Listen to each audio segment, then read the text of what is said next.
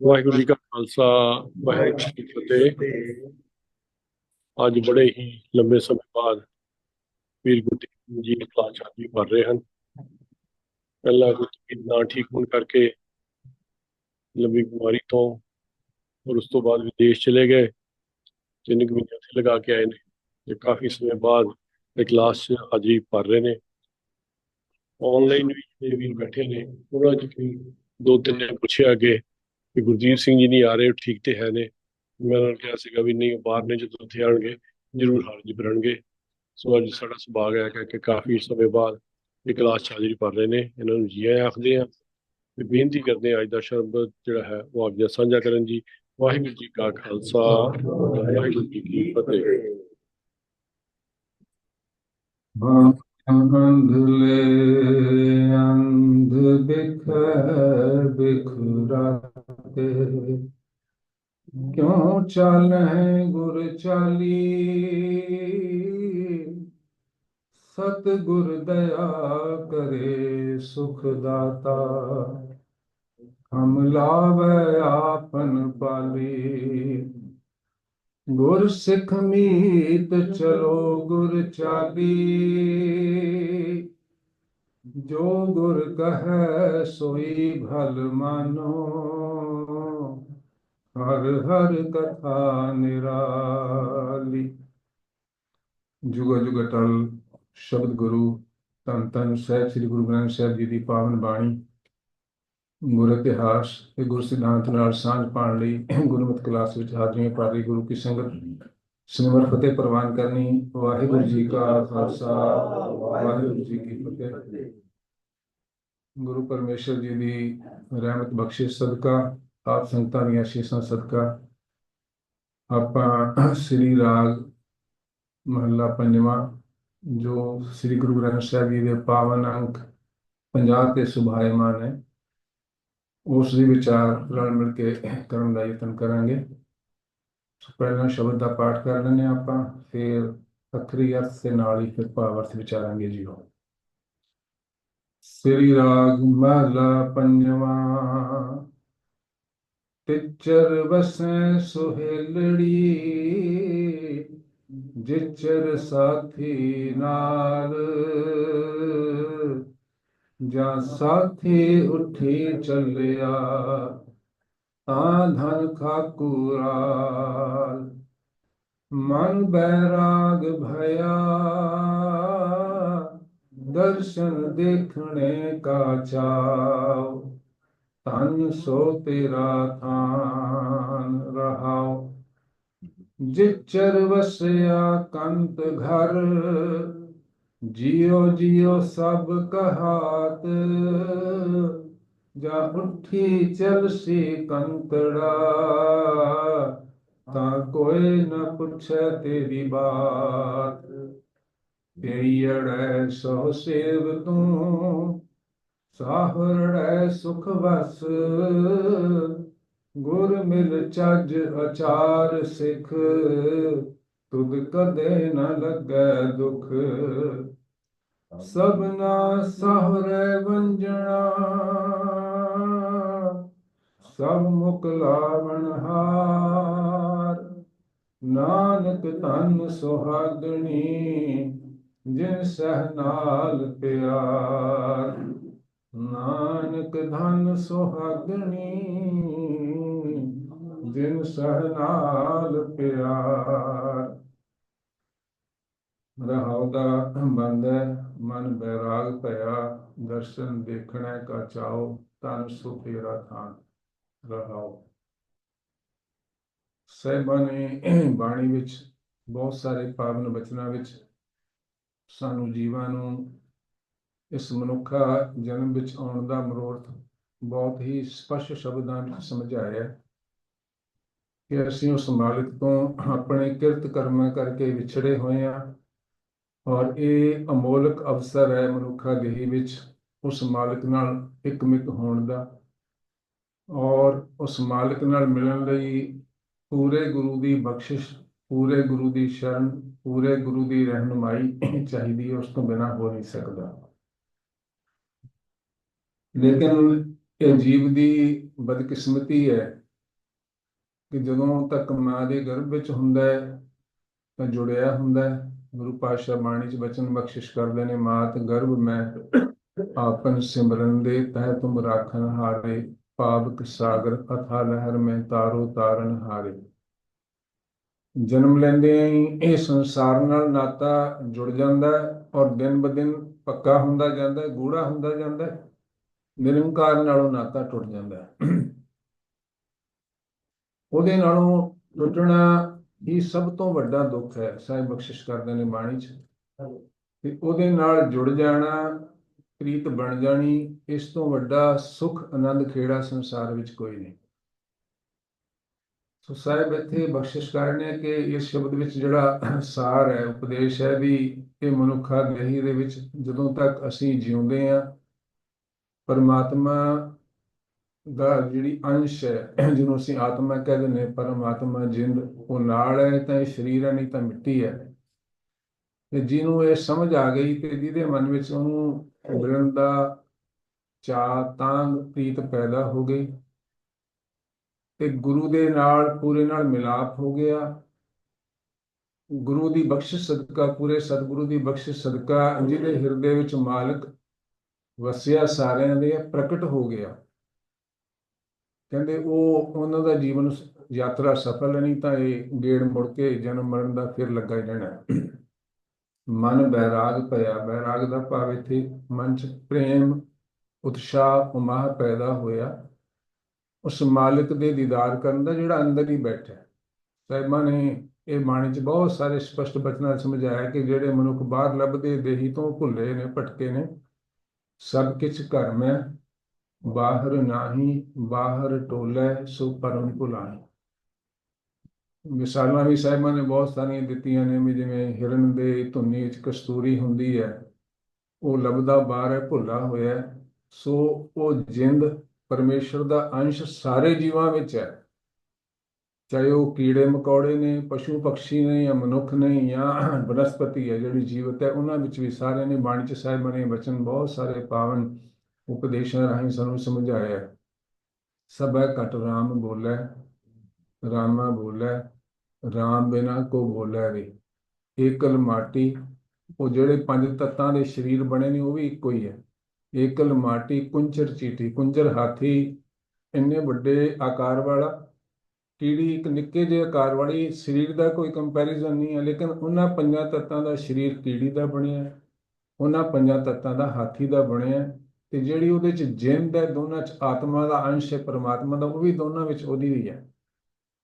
ਸੋ ਸਾਰਿਆਂ ਵਿੱਚ ਜੋਤ ਸਰੂਪ ਮੌਜੂਦ ਹੈ, ਲੇਕਿਨ ਗੁਪਤ ਵਰਤਦਾ ਹੈ। ਇਹ ਸਾਹਿਬਾਂ ਨੇ ਸਮਝਾਇਆ। ਕਈ ਵਾਰੀ ਮਨ 'ਚ ਸਵਾਲ ਆਉਂਦੇ ਨੇ ਕਿ ਸਾਰਿਆਂ ਵਿੱਚ ਹੈ ਤਾਂ ਫਿਰ ਸਾਨੂੰ ਰੱਬ ਨੂੰ ਲੱਭਣ ਦੀ, ਯਾਦ ਕਰਨ ਦੀ, ਗੁਰੂ ਘਰ ਜਾਣ ਦੀ, ਧਾਰਮਿਕ ਸਥਾਨਾਂ 'ਤੇ ਜਾਣ ਦੀ, ਪੂਜਾ ਪਾਠ ਕਰਨ ਦੀ, ਧਰਮ ਕਰਮ ਕਰਨ ਦੀ ਲੋੜ ਕੀ ਹੈ। ਸਾਹਿਬਾਂ ਨੇ ਬਾਣੀ ਵਿੱਚ ਸਮਝਾਇਆ ਕਿ ਇੱਕ ਤਾਂ ਉਹ ਜਿਹੜੇ ਮੁੱਖ ਤੌਰ ਤੇ ਇਸ ਬ੍ਰਹਿਮੰਡ ਨੂੰ ਆਪਾਂ ਮੰਨਦੇ ਹਾਂ, ਇੱਕ ਧਰਤੀ ਹੈ, ਧਰਤੀ ਤੋਂ ਹੇਠਾਂ ਦਾ ਹਿੱਸਾ, ਧਰਤੀ ਤੋਂ ਉੱਤੇ ਦਾ ਹਿੱਸਾ, ਪਾਤਾਲ ਆਕਾਸ਼ ਜਿਹਨੂੰ ਕਹਿੰਦੇ ਨੇ, ਸਾਰੀਆਂ ਥਾਵਾਂ ਤੇ ਉਹ ਸਾਹਿਬ ਦੀ ਜੋਤ ਵਿਚਰਦੀ ਹੈ। ਆਪਾਂ ਸੁਖਮਨੀ ਸਾਹਿਬ ਵੀ ਪੜ੍ਹਦੇ ਹਾਂ, ਹੋਰ ਵੀ ਬਹੁਤ ਸਾਰੇ ਪਾਵਨ ਬਚਨਾਂ ਦੇ ਦੀਦਾਰ ਆਪਾਂ ਬਾਣੀ 'ਚ ਕਰਦੇ ਹਾਂ। ਜਲ ਥਲ ਮਹਿਲ ਪੂਰਿਆ, ਸੁਆਮੀ ਸਿਰਜਣਹਾਰ, ਅਨਕ ਭਾਂਤ ਹੋਏ ਪਸਰਿਆ, ਨਾਨਕ ਏਕ ਓੰਕਾਰ। ਉਹ ਤਿੰਨਾਂ ਥਾਵਾਂ ਤੇ ਵਸਦਾ ਹੈ ਤੇ ਮਿਲਦਾ ਕਿਉਂ ਨਹੀਂ ਹੈ? ਵੀ ਨੇੜੇ। ਸਾਹਿਬਾਂ ਨੇ ਵੀ ਸਮਝਾਇਆ ਕਿ ਤੁਹਾਡੇ ਅੰਦਰ ਬੈਠਾ, ਸਰੀਰ ਦੇ ਅੰਦਰ ਹੈ, ਫਿਰ ਵੀ ਬਹੁਤ ਦੂਰ ਹੈ, ਕਿਉਂਕਿ ਉਹ ਗੁਪਤ ਵਰਤਦਾ ਹੈ। ਜਲ ਥਲ ਮਹੀਲ ਗੁਪਤੋ ਵਰਤੈ, ਗੁਰ ਸ਼ਬਦੀ ਦੇਖ ਨਿਹਾਰੀ ਜੀ।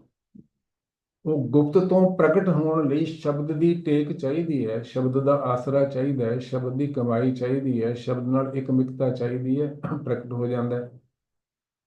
ਕਹਿੰਦੇ ਉਹਨੂੰ ਮਿਲਣ ਦਾ ਚਾਅ ਪੈਦਾ ਹੋਇਆ ਜਦੋਂ ਜੀਵਨ ਦਾ ਮਨੋਰਥ ਸਮਝ ਆਇਆ, ਤੇ ਜਿਨ੍ਹਾਂ ਦੇ ਹਿਰਦਿਆਂ ਵਿੱਚ ਉਹਦੀ ਕਿਰਪਾ ਸਦਕਾ ਉਹ ਵਸ ਗਿਆ। ਕਹਿੰਦੇ ਉਹ ਹਿਰਦੇ ਬੜੇ ਸੁਹੇਲੇ ਨੇ, ਬੜੇ ਸੁਹਾਵਣੇ ਨੇ, ਬੜੇ ਨਿਰਮਲ ਨੇ, ਬੜੇ ਪਵਿੱਤਰ ਨੇ, ਸ਼ੋਭਨੀਕ ਨੇ। ਜਿਨ੍ਹਾਂ ਦੇ ਹਿਰਦੇ ਰੂਪੀ ਘਰ ਵਿੱਚ ਪੂਰੇ ਗੁਰੂ ਦੀ ਕਿਰਪਾ ਸਦਕਾ ਨਿਰੰਕਾਰ ਦਾ ਵਾਸਾ ਹੋ ਗਿਆ, ਉਹਨਾਂ ਦੀ ਜੀਵਨ ਯਾਤਰਾ ਸਫਲ ਹੋ ਗਈ, ਔਰ ਉਹ ਥਾਨ ਪਵਿੱਤਰ ਨੇ, ਸੋਹਣੇ ਨੇ, ਨਿਰਮਲ ਨੇ, ਭਲੇ ਨੇ, ਸ਼ੋਭਨੀਕ ਨੇ, ਜਿਨ੍ਹਾਂ ਦੇ ਹਿਰਦੇ ਵਿੱਚ ਉਸ ਮਾਲਕ ਦਾ ਨਿਵਾਸ ਹੋਇਆ, ਭਾਵ ਮਾਲਕ ਦੀ ਜੋਤ ਪ੍ਰਗਟ ਹੋ ਗਈ। ਸੋ ਆਪਾਂ ਕਹਿ ਸਕਦੇ ਹਾਂ ਕਿ ਸਾਡਾ ਜਨਮ ਲੈਣ ਦਾ ਮਨੋਰਥ, ਜੋ ਸਾਹਿਬਾਂ ਨੇ ਬਾਣੀ 'ਚ ਬਹੁਤ ਸਾਰੇ ਬਚਨਾਂ 'ਚ ਸਮਝਾਇਆ ਹੈ, ਭਈ ਪ੍ਰਾਪਤ ਮਾਨੁਖ ਦੇ ਹੁਰੀਆ, ਗੋਬਿੰਦ ਮਿਲਣ ਕੀ ਇਹ ਤੇਰੀ ਬਰੀਆ, ਅਵਰ ਕਾਜ ਤੇਰਾ ਕਿਤੇ ਨਾ ਕਾਮ, ਮਿਲ ਸਾਧ ਸੰਗਤ ਭਜ ਕੇਵਲ ਨਾਮ। ਇਹਦਾ ਮਤਲਬ ਇਹ ਨਹੀਂ ਕਿ ਬਾਕੀ ਕੰਮ ਸਾਡੇ ਕਰਨੇ ਨਹੀਂ ਹੈਗੇ, ਆਪਾਂ ਸਾਰਾ ਕੁਝ, ਪਰ ਜਿਨ੍ਹਾਂ ਕੰਮਾਂ ਦੇ ਵਿੱਚ ਜੁੜਿਆ ਮਾਲਕ ਵਿਸਰੇ ਆ, ਸਾਹਿਬ ਕਹਿੰਦੇ ਉਹ ਕਿਸੇ ਕੰਮ ਦੇ ਨਹੀਂ। ਏਕਸ ਬਿਨ ਸਭ ਧੰਦ ਹੈ, ਸਭ ਮਿਥਿਆ ਮੋਹ ਮਾਏ। ਜਿਨ੍ਹਾਂ ਕੰਮਾਂ ਵਿੱਚ ਲਿਪਤ ਹੋਇਆਂ, ਇੰਡਲਜ ਹੋਇਆਂ, ਇੰਗੇਜ ਹੋਇਆਂ, ਜੁੜਿਆਂ, ਉਹ ਮਾਲਕ ਵਿਸਰ ਜਾਂਦਾ ਹੈ, ਉਹਦੇ ਬਚਨਾਂ ਦਾ ਅਦਬ ਵਿਸਰ ਜਾਂਦਾ ਹੈ। ਕਹਿੰਦੇ ਉਹ ਸਾਰਾ ਧੰਦਾ ਹੈ, ਭਾਵੇਂ ਉਹ ਕਿਸੇ ਧਾਰਮਿਕ ਸਥਾਨ ਤੇ ਵੀ ਕੀਤਾ ਜਾ ਰਿਹਾ ਹੋਵੇ।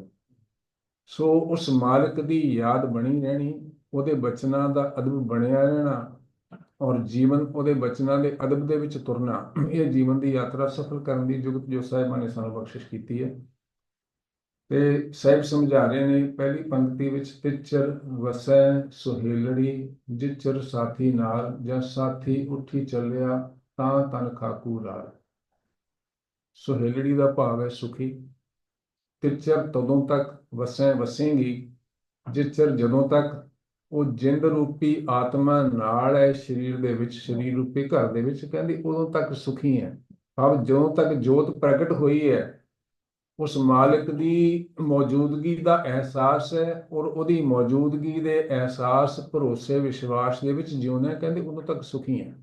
ਜਦੋਂ ਵਿਸਰਿਆ ਹੋਇਆ, ਸਾਹਿਬਾਂ ਨੇ ਬਾਣੀ 'ਚ ਬਹੁਤ ਸਾਰੇ ਬਚਨਾਂ ਸਮਝਾਇਆ, ਦੁੱਖ ਤਦੇ ਜਾਂ ਵਿਸਰ ਜਾਏ, ਭੁੱਖ ਵਿਆਪੈ ਬਹੁ ਬਿਤਾਏ, ਹਰ ਕੇ ਨਾਮ ਬਿਨਾ ਦੁੱਖ ਪਾਵੇ, ਭਗਤ ਬਿਨਾ ਸਹਿਸਾ ਨ ਚੁਕੈ, ਗੁਰੇ ਭੇਦ ਬਟਾਵੇ।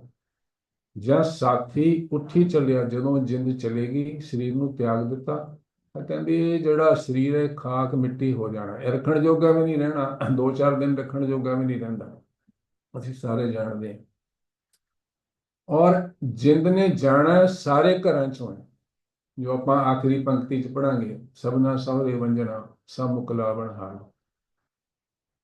ਮਨੁੱਖ ਨੂੰ ਗੁਰੂ ਪਾਤਸ਼ਾਹ ਨੇ ਬਾਣੀ 'ਚ ਜੀਵ ਰੂਪੀ ਇਸਤਰੀ ਦੇ ਰੂਪ 'ਚ ਪ੍ਰੈਜ਼ੈਂਟ ਕੀਤਾ। ਉਹ ਪਤੀ ਪਰਮੇਸ਼ਰ ਅਕਾਲ ਪੁਰਖ ਹੈ, ਬਾਕੀ ਸਾਰੀਆਂ ਜਿਹੜੀਆਂ ਭਾਵੇਂ ਕਿਸੇ ਜੈਂਡਰ ਦੇ ਜੀਵ ਹੋਣ, ਉਹ ਸਾਰੀਆਂ ਜੀਵ ਰੂਪੀ ਇਸਤਰੀਆਂ ਹੀ ਨੇ। ਸੰਸਾਰ ਵਿੱਚ ਭਾਵੇਂ ਬਹੁਤ ਸਾਰੀਆਂ ਐਸੀਆਂ ਬੱਚੀਆਂ ਹੁੰਦੀਆਂ ਜਿਹੜੀਆਂ ਕਿਸੇ ਕਾਰਨ, ਜਿਨ੍ਹਾਂ ਦੇ ਵਿਆਹ ਨਹੀਂ ਹੁੰਦੇ, ਰਹਿ ਜਾਂਦੀਆਂ ਨੇ ਪੇਕੇ ਘਰ 'ਚ ਹੀ, ਲੇਕਿਨ ਜੀਵ ਰੂਪੀ ਇਸਤਰੀਆਂ ਸਾਰੀਆਂ ਐਸੀਆਂ ਨੇ ਜਿਨ੍ਹਾਂ ਨੇ ਸਾਰਿਆਂ ਨੇ ਹੀ ਸਭ ਦਾ ਮੁਕਲਾਵਾ ਹੋਣਾ, ਤੇ ਸਾਰਿਆਂ ਨੇ ਸਹੁਰੇ ਜਾਣਾ ਪੈਣਾ ਸਾਰਿਆਂ ਨੂੰ। ਔਰ ਮੌਤ ਦਾ ਸਮਾਂ ਜਿਹੜਾ ਹੈ ਉਹ ਬੜਾ ਭਿਆਨਕ ਹੁੰਦਾ। ਚੰਗੇ ਚੰਗੇ ਸੂਰਬੀਰ, ਬਹਾਦਰ ਯੋਧੇ, ਆਪਣੇ ਆਪ ਨੂੰ ਬਲੀ ਕਹਿਣ ਵਾਲੇ, ਤਾਕਤਵਰ ਕਹਿਣ ਵਾਲੇ, ਦਲੇਰ ਕਹਿਣ ਵਾਲੇ ਵੀ ਕੰਬ ਜਾਂਦੇ ਨੇ।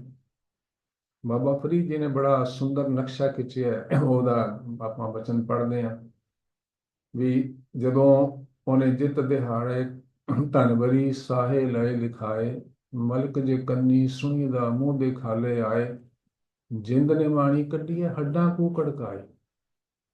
ਸਾਹੇ ਦਿਖੇ ਨਾ ਚੱਲਣੀ, ਜਿੰਦੂ ਕੋ ਸਮਝਾਏ। ਦੁਨੀਆ ਵਿੱਚ ਬਹੁਤ ਵਾਰੀ ਰਿਸ਼ਤੇ ਹੋਏ, ਟੁੱਟ ਜਾਂਦੇ ਨੇ, ਇੰਗੇਜਮੈਂਟਸ ਹੋਈਆਂ, ਟੁੱਟ ਜਾਂਦੀਆਂ ਨੇ। ਇਹ ਜਿਹੜਾ ਆਪਾਂ ਰੋਜ਼ ਬਾਣੀ 'ਚ ਪੜ੍ਹਦੇ ਹਾਂ, ਸੋਲੇ 'ਚ ਸੰਬਤ ਸਾਹਾ ਲਿਖਿਆ, ਮਿਲ ਕਰ ਪਾਵੋ ਤੇਲ ਦੇਹੋ ਸੱਜਣ ਅਸੀਂ ਸੜੀਆਂ, ਜੋ ਹੋਵੇ ਸਾਹਿਬ ਸਿਓ ਮੇਲ, ਘਰ ਘਰ ਇਹੋ ਪਾਉਚਾ ਸਦੜੇ ਨਿਤ ਪਹੁੰਚ। ਸਾਰਿਆਂ ਦੇ ਘਰਾਂ 'ਚ ਉਹ ਜਿਹੜੀ ਚਿੱਠੀ ਹੈ ਸਾਹੇ ਦੀ, ਉਹ ਆਉਣੀ ਹੈ, ਔਰ ਸਾਰੀਆਂ ਜੀਵ ਰੂਪੀ ਇਸਤਰੀਆਂ ਨੇ ਆਪਣੇ ਸਹੁਰੇ ਜਾਣਾ ਪੈਣਾ। ਜਿੱਤ ਦਿਹਾੜੇ ਧਨਵਰੀ ਸਾਹੇ ਲਏ ਲਿਖਾਏ, ਮਲਕ ਜੇ ਕੰਨੀ ਸੁਣੀ ਦਾ ਮੂੰਹ ਦੇ ਖਾਲੇ ਆਏ, ਜਿੰਦ ਨੇ ਮਾਣੀ ਕੱਢੀ ਹੈ ਹੱਡਾਂ ਕੂ ਕੜਕਾਏ। ਸਾਹੇ ਲਿਖੇ ਨਾ ਚੱਲਣੀ, ਕਹਿੰਦੀ ਆ ਸਾਹਾ ਬਦਲਿਆ ਨਹੀਂ ਜਾਣਾ, ਇਹ ਕੈਂਸਲ ਨਹੀਂ ਹੋਣਾ, ਫਟਣਾ ਨਹੀਂ। ਸਾਹੇ ਲਿਖੇ ਨਾ ਚੱਲਣੀ, ਜਿੰਦੂ ਕੂ ਸਮਝਾਏ, ਜਿੰਦ ਵਹੁਟੀ ਮਰਨ ਵਰ ਲੈ ਜਾਸੀ ਪਰਣਾਏ, ਆਪਣੇ ਹੱਥੀਂ ਜੋੜ ਕੇ ਕਹਿ ਗਲ ਲੱਗੇ ਤਾਏ। ਲੇਕਿਨ ਦੁੱਖ ਦੀ ਗੱਲ ਇਹੀ ਹੈ ਕਿ ਇਹ ਸਰੀਰ ਜਿਹੜਾ, ਜੋ ਸਾਹਿਬ ਸਮਝਾਉਂਦੇ ਨੇ, ਮਾਟੀ ਕੋ ਪੁੱਤਰਾ ਕੈਸੇ ਨਚਤ ਹੈ, ਦੇਖੈ ਸੁਣੈ ਬੋਲੇ ਦੌੜਿਓ ਫਿਰਤ ਹੈ। ਜਦੋਂ ਜਿਉਂਦਾ ਹੁੰਦਾ ਹੈ, ਜਦੋਂ ਜਵਾਨੀ ਹੁੰਦੀ ਹੈ, ਪੈਸਾ ਧਨ ਪਦਾਰਥ ਸੰਪਦਾ ਹੁੰਦੀ, ਤਾਂ ਕਿਸੇ ਨੂੰ ਬੰਦਾ ਨਹੀਂ ਸਮਝਦਾ। ਮਾਟੀ ਕੋ ਪੁੱਤਰਾ ਕੈਸੇ ਨਚਤ ਹੈ, ਦੇਖੈ ਸੁਣੈ ਬੋਲੇ ਦੌੜਿਓ ਫਿਰਤ ਹੈ। ਜਬ ਕਛ ਪਾਵੈ तब गर्भ करत है, माया गई तब रोवन लगता है। जे घाटा पै ਗਿਆ ਬਿਜ਼ਨਸ, ਫਿਰ ਢਹਿਰੀ ਪੈ ਜਾਂਦਾ ਟਾ ਕੇ, ਫਿਰ ਡਿਪਰੈਸ਼ਨ ਵੀ ਹੋ ਗਿਆ, ਬਹੁਤ ਕੁਝ ਹੋ ਜਾਂਦਾ। ਪਰ ਉਦੋਂ ਤੱਕ ਨਹੀਂ ਸਮਝਦਾ ਜਦੋਂ ਤੱਕ ਹੈ ਕਹੋ ਕਬੀਰ ਤਬ ਹੀ ਨਰ ਜਾਗੈ, ਜਮ ਕਾ ਡੰਡ ਮੂੰਡ ਮੈਂ ਲਾਗੈ। ਜਦੋਂ ਮੌਤ ਬਿਲਕੁਲ ਸਿਰ ਤੇ ਮੰਡਰਾਉਣੀ ਸ਼ੁਰੂ ਹੋ ਜਾਂਦੀ ਹੈ, ਇਹ ਭਰੋਸਾ ਹੋ ਜਾਂਦਾ ਵੀ ਹੁਣ ਤਾਂ ਸਮਾਂ ਹੈ ਨਹੀਂ, ਜਾਣਾ ਹੀ ਪੈਣਾ ਹੈ। ਉਦੋਂ ਫਿਰ ਸੋਚਦਾ ਵੀ ਮੈਂ ਕਿਸ ਲਈ ਆਇਆ ਸੀ, ਕੀ ਕਰਨਾ ਧਰਮ ਕੰਮ ਦੇ, ਲੇਕਿਨ ਉਦੋਂ ਸਮਾਂ ਨਹੀਂ ਹੁੰਦਾ ਇੰਨਾ ਬਚਿਆ ਹੋਇਆ। ਸੋ ਸਾਹਿਬ ਇਹੀ ਸਮਝਾ ਰਹੇ ਨੇ ਕਿ ਉਦੋਂ ਤੱਕ ਇਹ ਜਿੰਦ ਸੁਖੀ ਹੈ ਜਦੋਂ ਤੱਕ ਆਪਣੇ ਮੂਲ ਨਾਲ ਜੁੜੀ ਹੋਈ ਹੈ, ਜਿਨ੍ਹਾਂ ਦੇ ਹਿਰਦੇ ਵਿੱਚ ਗੁਰੂ ਪੂਰੇ ਸਤਿਗੁਰੂ ਦੀ ਬਖਸ਼ਿਸ਼ ਸਦਕਾ, ਪੂਰੇ ਗੁਰੂ ਦੇ ਲੜ ਲੱਗਣ ਸਦਕਾ, ਗੁਰੂ ਦੇ ਬਚਨਾਂ ਨੂੰ ਕਮਾਉਣ ਸਦਕਾ, ਕਿਉਂਕਿ ਗੁਰੂ ਦੇ ਬਚਨਾਂ ਨੇ ਹੀ ਮਨ ਜਿਹੜਾ ਮਾਇਆ ਵਿੱਚ ਖੁੱਭਿਆ ਹੋਇਆ ਨਾ, ਉਸ ਤੋਂ ਕੱਢ ਕੇ ਉਸ ਮਾਲਕ ਨਾਲ ਜੋੜਨਾ। ਹੋਰ ਕੋਈ ਰਸਤਾ ਨਹੀਂ, ਸਾਹਿਬਾਂ ਨੇ ਸਮਝਾਇਆ, ਕੋਈ ਜੁਗਤ ਨਹੀਂ ਹੋਰ। ਜਿੰਨੇ ਕਰਮ ਕਰ ਰਹੇ ਨੇ ਲੋਕ, ਤੀਰਥਾਂ ਦੇ ਇਸ਼ਨਾਨ, ਦਾਨ, ਪੁੰਨ, ਜਾਪ, ਤਾਪ, ਨੇਮ, ਸੁਚ, ਸੰਜਮ, ਨਾਹੀ ਇਨ ਵਿਦੇ ਛੁਟਕਾਰਾ। ਕੇਵਲ ਇੱਕੋ ਇੱਕ ਰਸਤਾ ਹੈ, ਉਸ ਮਨ ਨੂੰ ਸਮਝਾ ਕੇ ਆਪਣੇ ਮੂਲ ਨਾਲ ਜੋੜਨ ਦਾ। ਨਾਨਕ ਮਨ ਸਮਝਾਈ ਹੈ ਗੁਰ ਕੈ ਸ਼ਬਦ ਸਾਲਾ, ਰਾਮ ਨਾਮ ਰੰਗ ਰਤਿਆ, ਭਾਰ ਨਾ ਭਰਮ ਤਿਨਾ, ਹਰ ਜਪ ਲਾਹਾ ਅਗਲਾ, ਨਿਰਭਉ ਹਰ ਮਨ ਮਾਨ। ਉਹ ਨਿਰਭਉ ਨਿਰੰਕਾਰ ਮਨ ਵਿੱਚ ਹਿਰਦੇ ਰੂਪੀ ਘਰ 'ਚ ਵਸੇਗਾ ਤਾਂ ਜਦੋਂ ਸ਼ਬਦ ਨੂੰ ਸਮਰਪਿਤ ਹੋਵਾਂਗੇ। ਜਦੋਂ ਸ਼ਬਦ ਨੂੰ ਇਵੇਂ ਸਮਰਪਿਤ ਹੋਵਾਂਗੇ, ਹਸਤੀ ਸਿਰ ਜਿਉ ਅੰਕਸ ਹੈ, ਅਹਰਨ ਜਿਉ ਸਿਰ ਦੇ, ਮਨ ਤਨ ਆਗੈ ਰਾਖੈ, ਉਹ ਵੀ ਸੇਵ ਕਰੇ, ਇਉ ਗੁਰਮੁਖ ਆਪ ਨਿਵਾਰੀਏ, ਸਭ ਰਾਜ ਸਿਸ਼ਟ ਕਾਲੇ। ਜਿਵੇਂ ਅਹਰਨ ਲੋਹਾਰ ਨੂੰ ਆਪਣਾ ਆਪ ਅਰਪਣ ਕਰਦਾ ਹੈ, ਜਿਵੇਂ ਮਹਾਵਤ ਦੇ ਅੱਗੇ ਹਾਥੀ ਆਪਣਾ ਸਿਰ ਅਰਪਣ ਕਰਦਾ, ਜਿਵੇਂ ਇਵੇਂ ਮਨ ਅਰਪਣ ਕਰਾਂਗੇ ਗੁਰੂ ਪਾਤਸ਼ਾਹ ਦੇ ਬਚਨਾਂ ਅੱਗੇ, ਕਮਾਣ ਅੱਗੇ, ਤਾਂ ਗੱਲ ਬਣੇਗੀ। ਤਿੱਛਰ ਵਸੈ ਸੁਹੇਲੜੀ, ਜਿੱਛਰ ਸਾਥੀ ਨਾਲ। ਉਦੋਂ ਤੱਕ ਇਹ ਜੀਵ ਰੂਪੀ ਜਿੰਦ ਜਿਹੜੀ ਹੈ, ਇਸਤਰੀ ਹੈ, ਇਹ ਸੁਖੀ ਵਸੇਗੀ ਜਦੋਂ ਤੱਕ ਉਹ ਪਰਮਾਤਮਾ ਦੀ ਅੰਸ਼ ਜੋਤ ਜਿਹੜੀ ਮੌਜੂਦ ਹੈ ਉਹਦੇ ਨਾਲ ਜੁੜੀ ਹੋਈ ਹੈ, ਉਹ ਪ੍ਰਗਟ ਹੋ ਜਾਏਗੀ। ਤੇ ਜਦੋਂ ਉਹਨੇ ਸਰੀਰ ਨੂੰ ਛੱਡ ਦਿੱਤਾ ਤੇ ਕਹਿੰਦੇ ਇਹ ਸਰੀਰ ਮਿੱਟੀ ਦੀ ਢੇਰੀ ਬਣ ਜਾਣਾ। ਮਨ ਬੈਰਾਗ ਭਇਆ ਦਰਸ਼ਨ ਦੇਖਣੇ ਕਾ ਚਾਓ, ਤਨ ਸੋ ਤੇਰਾ ਥਾਨ। ਉਹ ਹਿਰਦਾ ਬੜਾ ਪਵਿੱਤਰ ਹੈ, ਬੜਾ ਨਿਰਮਲ ਹੈ, ਜਿਸ ਹਿਰਦੇ ਵਿੱਚ ਗੁਰੂ ਦੀ ਕਿਰਪਾ ਸਦਕਾ, ਪੂਰੇ ਸਤਿਗੁਰੂ ਦੀ ਕਿਰਪਾ ਸਦਕਾ, ਉਸ ਮਾਲਿਕ ਦੀ ਜੋਤ ਜਿਹੜੀ ਹੈ ਅੰਦਰ ਹੀ ਮੌਜੂਦ ਹੈ। ਸਾਹਿਬਾਂ ਨੇ ਸਮਝਾਇਆ ਨਾ ਕਿ ਸਰੀਰ ਦੇ 9 ਪ੍ਰਗਟ ਦਰਵਾਜ਼ੇ, 10ਵਾਂ ਜਿਹੜਾ ਗੁਪਤ ਹੈ, ਜਿੱਥੇ ਉਹ ਮਾਲਿਕ ਦੀ ਜੋਤ ਮੌਜੂਦ ਹੈ। 9 ਦੁਆਰੇ ਪ੍ਰਗਟ ਕੀਏ, 10ਵਾਂ ਗੁਪਤ ਰਖਾਇਆ। ਗੁਰਦੁਆਰੇ ਲਾਏ ਭਾਵਨੀ, ਇੱਕ ਨਾ 10ਵਾਂ ਦੁਆਰ ਦਿਖਾਇਆ। ਸੋ ਇਹ ਜੁਗਤਾਂ ਗੁਰੂ ਪਾਤਸ਼ਾਹ ਨੇ ਸਮਝਾਉਣੀਆਂ ਨੇ, ਮਦਦ ਵੀ ਗੁਰੂ ਨੇ ਕਰਨੀ ਹੈ। ਗੁਰੂ ਅੱਗੇ ਤਰਲਾ ਕਰਨਾ, ਜੋਦੜੀ ਕਰਨੀ, ਗੁਰੂ ਦੇ ਬਚਨਾਂ ਨੂੰ ਮੰਨਾਂਗੇ ਤਾਂ ਗੁਰੂ ਪਾਤਸ਼ਾਹ ਉਂਗਲ ਫੜ ਕੇ ਲੈ ਜਾਣਗੇ ਉੱਥੇ ਤੱਕ। ਉਸ ਦਰਵਾਜ਼ੇ ਦੀ ਕੁੰਜੀ ਵੀ ਸਾਹਿਬਾਂ ਨੇ ਸਮਝਾਇਆ ਕਿ ਗੁਰੂ ਦੇ ਕੋਲ ਹੈ, ਗੁਰੂ ਦੇ ਕੋਲ ਕੁੰਜੀ ਹੈ, ਉਹ ਤਾਲਾ ਖੋਲਣ ਦੀ ਜੁਗਤ ਵੀ ਕੇਵਲ ਗੁਰੂ ਦੇ ਕੋਲ ਹੈ, ਜਿੱਥੇ ਉਹ ਜੋਤ ਮੌਜੂਦ ਹੈ ਅੰਦਰ। ਸੋ ਅਸੀਂ ਸਾਰਿਆਂ ਨੇ ਸ਼ਬਦ ਪੜ੍ਹਨ ਦਾ, ਬਾਣੀ ਪੜ੍ਹਨ ਦਾ, ਕੀਰਤਨ ਕਰਨ ਦਾ, ਕਥਾ ਸੁਣਨ ਦਾ ਪਰਪਸ ਤਾਂ ਇਹੀ ਹੈ ਕਿ ਮਨ, ਜਿਵੇਂ ਆਪਾਂ ਹੁਣੇ ਬਚਨ ਸਾਂਝਾ ਕੀਤਾ, ਨਾਨਕ ਮਨ ਸਮਝਾਈਏ। ਮਨ ਜਿਹੜਾ ਹੈ ਉਹ ਮਾਇਆ ਦੇ ਰੰਗ ਤਮਾਸ਼ਿਆਂ ਨੂੰ ਦੇਖ ਕੇ ਡੋਲਦਾ ਹੈ, ਭਟਕਦਾ ਹੈ, ਤਿਲਕਦਾ ਹੈ, ਭੱਜਦਾ ਹੈ ਇੱਧਰ ਉੱਧਰ। ਜਿਵੇਂ ਕਬੀਰ ਸਾਹਿਬ ਸਮਝਾਉਂਦੇ ਨੇ, ਕਬੀਰ ਮਨ ਪੰਖੀ ਪਿਆ, ਉੱਡ ਉੱਡ ਦਹਿ ਦਿਸ ਜਾਏ, ਜੋ ਜੈਸੀ ਸੰਗਤ ਮਿਲੇ ਸੋ ਤੈਸੋ ਫਲ ਖਾਏ। ਉਹ ਦਸੋਂ ਦਿਸ਼ਾਵਾਂ ਵਿੱਚ ਭਟਕਦਾ ਹੈ, ਲੇਕਿਨ ਅਗਰ ਪੂਰੇ ਗੁਰੂ ਦੇ ਬਚਨਾਂ ਨੂੰ ਮਨ ਸਮਰਪਿਤ ਹੋ ਜਾਵੇ ਤਾਂ ਸਾਹਿਬ ਬਖਸ਼ਿਸ਼ ਕਰਦੇ ਨੇ ਕਿ ਸਤਿਗੁਰ ਬਚਨ ਤੁਮਾਰੇ, ਨਿਰਗੁਣ ਨਿਸਤਾਰੇ। ਤੁਹਾਡੇ ਬਚਨ ਜਿਨ੍ਹਾਂ ਕੋਲ ਕੋਈ ਗੁਣ ਨਹੀਂ, ਔਗਣਾਂ ਦੇ ਭਰੇ ਨਹੀਂ, ਉਹਨਾਂ ਦਾ ਵੀ ਨਿਸਤਾਰਾ, ਉਹਨਾਂ ਦਾ ਵੀ ਪਾਰ ਉਤਾਰਾ ਕਰਨ ਦੀ ਸਮਰੱਥਾ ਰੱਖਦੇ ਨੇ। ਜਿਚਰ ਵਸਿਆ ਕੰਤ ਘਰ, ਜਿਉ ਜਿਉ ਸਭ ਕਹਾਤ, ਜਾਂ ਉੱਠੀ ਚਲਸੀ ਕੰਤੜਾ, ਤਾਂ ਕੋਈ ਨਾ ਪੁੱਛੇ ਤੇਰੀ ਬਾਤ। ਅੱਖਰੀ ਅਰਥ ਹੀ ਨੇ ਕਿ ਜਦੋਂ ਤੱਕ ਮਾਲਕ ਬੈਠਾ ਘਰ ਦੇ ਵਿੱਚ ਤਾਂ ਸਾਰੇ ਆਦਰ ਸਤਿਕਾਰ ਕਰਦੇ ਨੇ। ਆਪਾਂ ਸਮਾਜ ਵਿੱਚ ਵੀ ਦੇਖਦੇ ਹਾਂ, ਜਿਹੜੀ ਇਸਤਰੀ ਦਾ ਪਤੀ ਹੁੰਦਾ ਸਮਾਜ ਵਿੱਚ ਰੁਤਬੇ ਵਾਲਾ ਹੈ, ਨਾਮਵਰ ਹੈ, ਕਮਾਉਣ ਵਾਲਾ ਹੈ, ਸਟੇਟਸ ਵਾਲਾ ਹੈ, ਸਾਰੇ ਉਹਦਾ ਆਦਰ ਸਤਿਕਾਰ ਕਰਦੇ ਨੇ। ਸਿਰ ਤੋਂ ਸਾਈਂ ਉੱਠ ਜਾਵੇ ਤਾਂ ਬਾਹਰ ਦੀਆਂ ਦੀ ਤਾਂ ਗੱਲ ਹੀ ਛੱਡੋ, ਘਰ ਦੇ ਲੋਕ ਵੀ ਜਿਹੜੇ ਨੇ, ਰਿਸ਼ਤੇਦਾਰ ਸੰਬੰਧੀ ਜਿਹੜੇ ਨੇ, ਉਹ ਵੀ ਬਾਤ ਨਹੀਂ ਪੁੱਛਦੇ। ਸਾਹਿਬਾਂ ਨੇ ਬਾਣੀ ਵਿੱਚ ਬਚਨ ਬਖਸ਼ਿਸ਼ ਕੀਤਾ, ਆਪਾਂ ਕਈ ਵਾਰੀ ਦਰਸ਼ਨ ਕਰਦੇ ਹਾਂ, ਸਾਂਝਾ ਕਰਦੇ ਹਾਂ। ਵੀਰ ਆਪਣੇ ਯਸ਼ਪਾਲ ਸਿੰਘ ਜੀ ਵੀ ਕਈ ਵਾਰੀ ਉਸ ਬਚਨ, ਬਹੁਤ ਪਿਆਰਾ ਬਚਨ ਹੈ, ਸਾਰੇ ਬਚਨ ਬੜੇ ਹੀਰਿਆਂ ਮੋਤੀ ਜਵਾਹਰਾਤਾਂ ਵਰਗੇ ਕੀਮਤੀ ਨੇ। ਜੇ ਤੂੰ ਵਸੈ ਅੰਗਣੇ ਹਬ ਰੁੱਤ ਸੁਹਾਵੀ ਹੋਏ, ਇੱਕ ਸਕੰਤੈ ਬਾਹਰੀ ਮੈਂਡੀ ਬਾਤ ਨਾ ਪੁੱਛੇ ਕੋਏ। ਕਹਿੰਦੇ ਜੇ ਤੁਸੀਂ ਮੇਰੇ ਹਿਰਦੇ ਰੂਪੀ ਘਰ ਦੇ ਵਿਹੜੇ ਵਿੱਚ ਆ ਕੇ ਟਿਕ ਜਾਂਦੇ ਹੋ, ਬਹਿ ਜਾਂਦੇ ਹੋ, ਨਿਵਾਸ ਕਰਦੇ ਹੋ, ਕਹਿੰਦੇ ਭਾਵੇਂ ਕੱਚੀ ਮਿੱਟੀ ਦਾ ਘਰ ਹੋਵੇ, ਕੱਚਾ ਵਿਹੜਾ ਹੋਵੇ, ਕੁਝ ਵੀ ਨਾ ਸੁੱਖ ਸਾਧਨ ਹੋਣ, ਕਹਿੰਦੇ ਉਹ ਏਦਾਂ ਲੱਗਦਾ ਵੀ ਸਾਰੀ ਧਰਤੀ ਬੜੀ ਸੁਹਾਵਣੀ ਹੈ, ਬੜੀ ਭਲੀ ਹੈ, ਬੜੀ ਆਨੰਦਦਾਇਕ ਹੈ, ਬੜੀ ਸੁਖਮਈ ਹੈ, ਕਿ ਤੁਹਾਡੇ ਤੋਂ ਬਿਨਾਂ ਹੋਰ ਨਿਸਵਾਰਥ ਬਾਂਹ ਫੜਨ ਵਾਲਾ, ਮਦਦਗਾਰ, ਪ੍ਰੇਮ ਕਰਨ ਵਾਲਾ, ਪ੍ਰੀਤ ਕਰਨ ਵਾਲਾ ਸੰਸਾਰ ਵਿੱਚ ਹੋਰ ਕੋਈ ਨਹੀਂ। ਜਿਤਨੇ ਵੀ ਸੰਸਾਰ ਦੇ, ਚਾਹੇ ਮਾਂ ਪਿਓ, ਭੈਣ ਭਰਾ, ਧੀਆਂ ਪੁੱਤ, ਸਗੇ ਸੰਬੰਧੀ ਨੇ, ਚਾਹੇ ਮਾੜਾ ਜਿਹਾ ਘੱਟ ਹੋਵੇ, ਸੂਈ ਦੀ ਨੋਕ ਜਿੰਨਾ ਹੋਵੇ ਜਾਂ ਬਹੁਤ ਸਾਰਾ ਹੋਵੇ, ਕਿਤੇ ਨਾ ਕੋਈ ਸੰਬੰਧ ਸਵਾਰਥ ਜੁੜਿਆ ਹੀ ਹੁੰਦਾ ਹੈ। ਇੱਥੋਂ ਤੱਕ ਕਿ ਮਾਂ ਪਿਓ ਨੂੰ ਵੀ ਆਸ ਹੁੰਦੀ ਕਿ ਮੈਂ ਬੱਚੇ ਨੂੰ ਪੜ੍ਹਾ ਰਿਹਾ, ਲਿਖਾ ਰਿਹਾ, ਬਿਜ਼ਨਸ ਕੰਮਕਾਰ ਚਲਾ ਰਿਹਾ, ਜਦੋਂ ਮੈਂ ਬਜ਼ੁਰਗ ਹੋ ਜਾਵਾਂਗਾ ਮੇਰੀ ਸੇਵਾ ਸੰਭਾਲ ਕਰੇ, ਮੇਰੀ ਕੁਝ ਪ੍ਰਤੀਤ ਕਰੇ, ਮੇਰੀ ਹਰ ਗੱਲ, ਮੇਰੀ ਹਰ ਲੋੜ ਪੂਰੀ ਕਰੇ। ਐਕਸਪੈਕਟੇਸ਼ਨਸ ਹੁੰਦੀਆਂ, ਉਮੀਦਾਂ ਹੁੰਦੀਆਂ। ਇੱਕ ਉਹ ਮਾਲਿਕ ਹੀ, ਗੁਰੂ ਪਰਮੇਸ਼ਰ ਹੀ ਐਸੀ ਪ੍ਰੀਤ ਕਰਨ ਵਾਲੀ ਸਰਵੋਤਮ, ਨਿਰਮਲ, ਉੱਚੀ, ਸਰਵੋਤਮ ਹਸਤੀ ਹੈ, ਜਿਹਨੂੰ ਸਾਡੇ ਕੋਲੋਂ, ਜਿਸ ਨੂੰ ਯਾਦ ਵੀ ਕਰਦੇ ਹਾਂ, ਉਹਦੀ ਸੇਵਾ ਵੀ ਕਰਦੇ ਹਾਂ, ਜੋ ਵੀ ਕਰਦੇ ਹਾਂ, ਉਹਦੇ ਰਿਵਾਰਡ ਵਿੱਚ, ਉਹਦੇ ਬਦਲੇ ਵਿੱਚ ਰੱਤੀ ਪਰ ਆਸ ਨਹੀਂ ਹੁੰਦੀ, ਐਕਸਪੈਕਟੇਸ਼ਨ ਨਹੀਂ, ਨਾ ਆਪਾਂ ਕਰ ਸਕਦੇ ਹਾਂ। ਸਾਹਿਬ ਨੇ ਆ ਵੀ ਬਾਣੀ ਸਮਝਾ ਦਿੱਤਾ, ਤੇਹਾ ਕੋਇ ਨਾ ਸੁਝਈ ਜੇ ਤਿਸ ਗੁਣ ਕੋਇ ਕਰੇ। ਉਹ ਮਾਲਿਕ ਤਾਂ ਗੁਣਾਂ ਦਾ ਖਜ਼ਾਨਾ ਹੈ, ਅਮੁੱਕ ਖਜ਼ਾਨਾ ਹੈ, ਜਿਹੜਾ ਮੁੱਕਣ ਵਾਲਾ ਨਹੀਂ ਕਦੇ। ਔਰ ਜਿਹੜੇ ਉਹਨੂੰ ਚੇਤੇ ਕਰਨਗੇ, ਉਹਦੇ ਨਾਲ ਜੁੜਨਗੇ, ਉਹਦਾ ਕਿਣਕਾ ਵੀ ਮਿਲ ਜਾਏ ਤਾਂ ਸਾਡੀ ਝੋਲੀ ਇੰਨੀ ਛੋਟੀ ਹੈ, ਅਸੀਂ ਉਹ ਸੰਭਾਲ ਨਹੀਂ ਸਕਦੇ। ਇੰਨੀਆਂ ਬਖਸ਼ਿਸ਼ਾਂ ਉਹਦੀ ਕਿਣਕਾ ਮਾਤਰ ਰਹਿਮਤ ਦੇ ਵਿੱਚ ਹੁੰਦੀਆਂ। ਆਪਾਂ ਬਚਨ ਪੜ੍ਹਦੇ ਸਾਹਿਬਾਂ ਦੇ, ਕਿਣਕਾ ਏਕ ਜਿਸ ਜੀਵ ਵਸਾਵੈ, ਤਾਂ ਕਿ ਮਹਿਮਾ ਗਣੀ ਨਾ ਆਵੇ।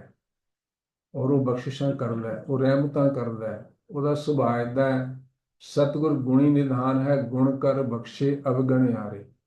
ਜਿਹੜੇ ਉਹਦੇ ਨਾਲ ਪ੍ਰੀਤ ਕਰਨ ਵਾਲੇ ਨੇ, ਉਹਦੇ ਬਚਨਾਂ ਦਾ ਅਦਬ ਸਤਿਕਾਰ ਕਰਨ ਵਾਲੇ, ਉਹਨਾਂ ਦੀਆਂ ਝੋਲੀਆਂ ਤਾਂ ਭਰਦਾ ਹੀ ਹੈ।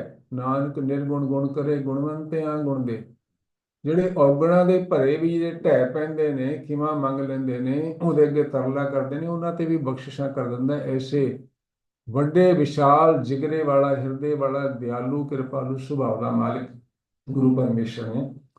ਜਿਚਰ ਵਸਿਆ ਕੰਤ ਕਰ ਜਿਉ ਜਿਉ ਸਭ ਕਹਾਤ। ਜਦੋਂ ਤੱਕ ਉਹ ਮਾਲਕ ਦੀ ਜੋਤ ਅੰਦਰ ਪ੍ਰਗਟ ਹੋਈ ਹੈ, ਜਿਨ੍ਹਾਂ ਦੇ ਹਿਰਦਿਆਂ ਵਿੱਚ ਆਪਾਂ ਵਚਨ ਪੜ੍ਹਦੇ ਹਾਂ, ਸਾਹਿਬਾਂ ਦੇ ਬਹੁਤ ਇੰਨੇ ਪਿਆਰੇ ਪਿਆਰੇ ਹੀਰੇ ਮੋਤੀ ਜਵਾਹਰਾਤ ਨੇ। ਲਾਲ ਜਵੇਹਰ ਭਰੇ ਭੰਡਾਰ, ਤੋਟ ਨ ਆਵੈ ਜਪ ਨਿਰੰਕਾਰ। ਜੋ ਹਰ ਕਾ ਪਿਆਰਾ ਸੋ ਸਭਨਾ ਕਾ ਪਿਆਰਾ, ਹੋਰ ਕੀਤੀ ਚੱਖ ਚੱਖ ਆਵੇਂ ਜਾਣੇ।